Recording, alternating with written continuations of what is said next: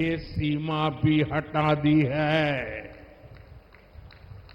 और इससे ज्यादा बासमती एक्सपोर्ट हो पाएगा। इसका सीधा फायदा धान किसानों को होगा। इसका सीधा फायदा धान किसानों को होगा, उन्हें और ज्यादा पैसा मिलेगा। साथियों, हमने भारत के तिलहन किसानों के लिए भी बड़ा फैसला लिया है। विदेश से आयात होने वाले तेल पर हमने टैक्स बढ़ा दिया है। कोशिश यही है कि भारत के किसानों के तिलहन की ज्यादा से ज्यादा खरीद हो और तिलहन की खेती करने वाले किसानों को ज्यादा से ज्यादा उसका लाभ हो। तिलहन किसानों को भी इसका लाभ होगा।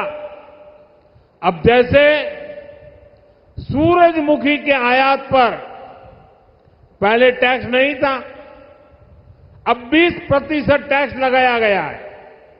इससे हरियाणा के सूरजमुखी की पैदावार से जुड़े हमारे जो किसान भाई बहन हैं, उनको बेहतर दाम मिलेंगे।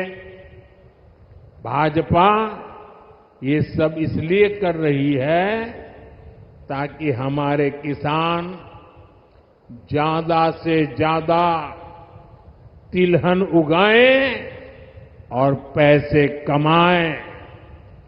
और भाजपा कांग्रेस की तरह कोरी घोषणाएं नहीं कर रही है, बल्कि जमीन पर बारीक से बारीक काम कर रही है। तभी हरियाणा के किसानों को भाजपा पर भरोसा होता है।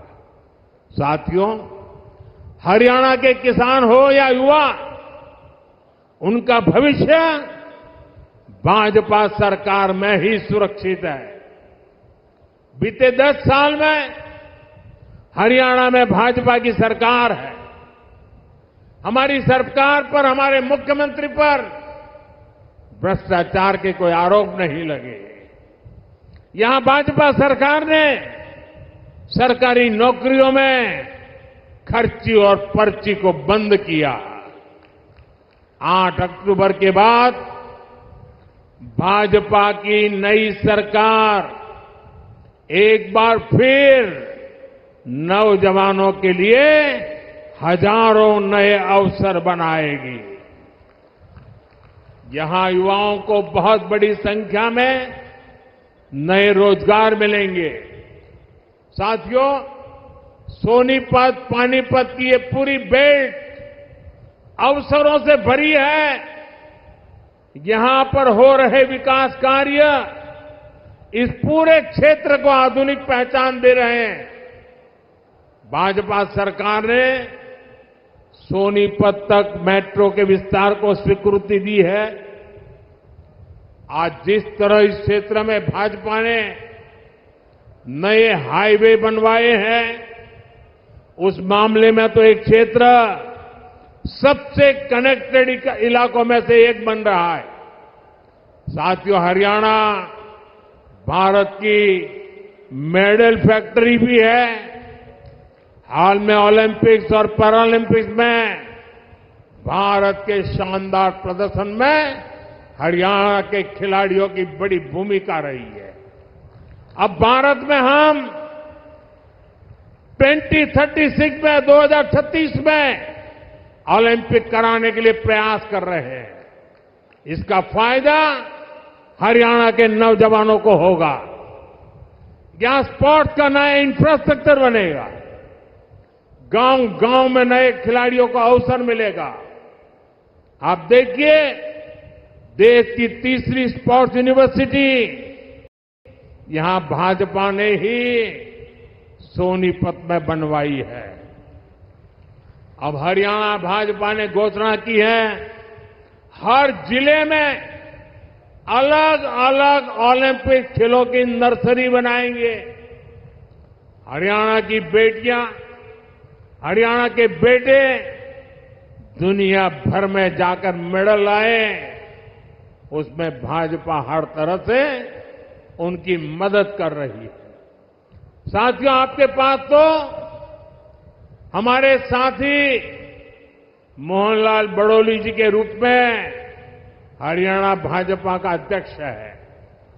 अरविंद शर्मा जी जैसे अनुभवी जनप्रतिनिधि है, जिनको इतने साल तक केंद्र में रहने का अनुभव है। इनके रहते यहां के विकास की गति और तेज होना तय है।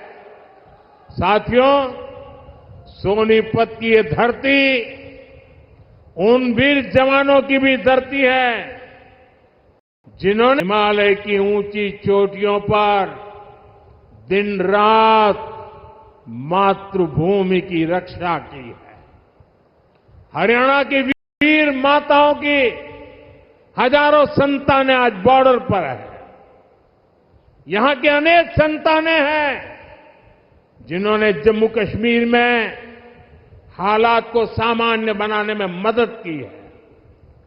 वहां आतंक और अलगाव के जख्म हरियाणा के वीर बेटों ने अपने शरीर पर खाए हैं। अब मत भूलिए, कांग्रेस की कुनीति से निकले पत्थर हरियाणा की संतानों पर फेंके जाते थे।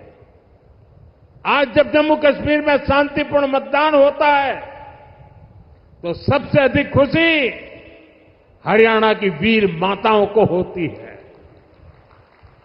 लेकिन कांग्रेस और इसके साथियों को जम्मू कश्मीर में शांति पसंद नहीं है। कांग्रेस जम्मू कश्मीर में फिर से धारा 370, आर्टिकल 370 वापस लाना चाहती है। कांग्रेस जम्मू कश्मीर में आतंक और अलगाव को फिर से हवा देना चाहती है। तुष्टीकरण के लिए कांग्रेस देश के दुश्मनों के एजेंडा को भारत में लागू करना चाहती है। ऐसी कांग्रेस को आप हरियाणा के लोग सबक सिखाएंगे, ये मुझे पूरा भरोसा है। आर्टिकल 370 को वापस लाना उन वीरों की कुर्बानी का अपमान होगा जिन्होंने जम्मू कश्मीर में आतंक के खिलाफ लड़ाई लड़ी है। साथियों, कांग्रेस ने दलितों, पिछड़ों और शोषितों के साथ भी धोखा किया है। आजकल कांग्रेस के भीतर यहां जो सिर फुटोवल हो रही है, ये पुराने पाकों का ही परिणाम है। याद कीजिए, 2014 से पहले जब यहां कांग्रेस का राज था, जब हुड्डा जी यहां सीएम हुआ करते थे, तब ऐसा कोई साल नहीं था जब दलितों के साथ अन्याय नहीं होता था। अनेक दलितों को जान से हाथ धोना पड़ा। दलित परिवारों की बहु बेटियों पर अत्याचार होते थे। हर कोई जानता था कि दलितों के खिलाफ इस घिनौने खेल को कांग्रेस ही खाद पानी देती है। और जो भी कांग्रेस की दलित विरोधी हरकत के खिलाफ बोलता है, कांग्रेस उसके खिलाफ साजिशें करने लगती है। ये आज हरियाणा का दलित समाज एक बार फिर हरियाणा के अंदर कांग्रेस का जो ड्रामा चल रहा है उसे देख रही है। साथियों, कांग्रेस ने हमेशा ही दलित, ओबीसी और आदिवासियों को भागीदारी से वंचित रखा है। ये तो बाबा साहब आंबेडकर थे जिन्होंने दलितों को आरक्षण दिया, वरना ओबीसी की तरह दलितों को भी अपने हक के लिए कांग्रेस की हार का ही इंतजार करना पड़ता। जब जब कांग्रेस सरकार से दूर रही है, तब तब गरीबों को, एससी, एसटी, ओबीसी को उनका हक मिला है। और जब जब कांग्रेस सरकार में रही है, उसने दलितों, पिछड़ों का हक छीना है। कांग्रेस के शाही परिवार से जो भी प्रधानमंत्री बना, उसने हमेशा आरक्षण का विरोध किया है। आरक्षण का विरोध, आरक्षण से नफरत, ये कांग्रेस के डीएनए में है। इसलिए आज भी हम देखते हैं कांग्रेस के शाही खानदान की चौथी पीढ़ी भी आरक्षण को हटाने की बात कर रही है। आपको कांग्रेस की आरक्षण विरोधी चालों से सावधान रहना है। साथियों, बीजेपी ने दलित, ओबीसी और आदिवासियों को सही मायने में भागीदारी दी है। वंचित और पिछड़े समाज के हर व्यक्ति को भाजपा ने हमेशा आगे बढ़ाया। यहां हरियाणा में देखिए, हमारे नायब सिंह सैनी जी को भाजपा ने सीएम बनाया। और चलिए